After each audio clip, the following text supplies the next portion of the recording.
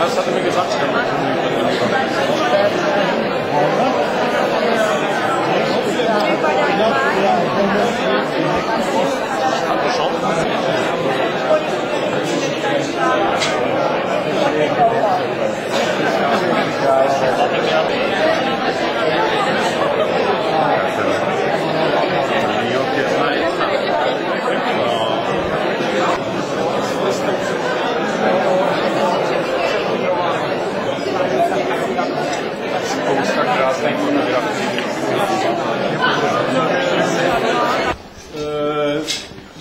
Předsedu představenstva Unicornu, který taky pro nás tady připravil toto vše, abych je požádal teda o přípitek tady.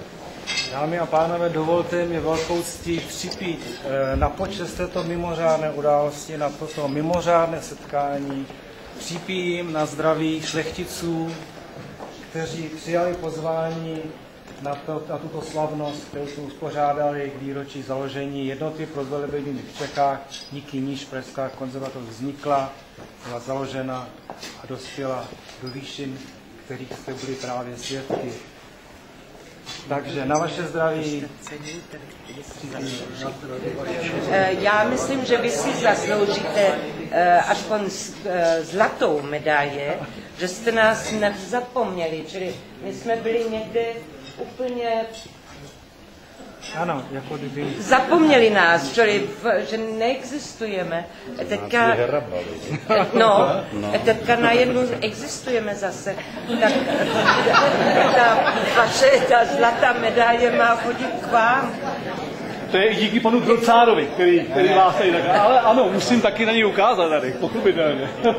No a je tady pan předseda představenta Unicornu, pan Kova, bez něhož by zase tato slavnost se nemohla konat. Takže já připím na jeho zdraví. Děkuju. Já samozřejmě přeju pražský konzervatoři všechno nejlepší do dalších let a věřte, že je pro mě hlubokou ctí se vůbec moc spojovat s takovým slavným jménem. Děkuju vám pěkně. Děkujeme. Na zdraví.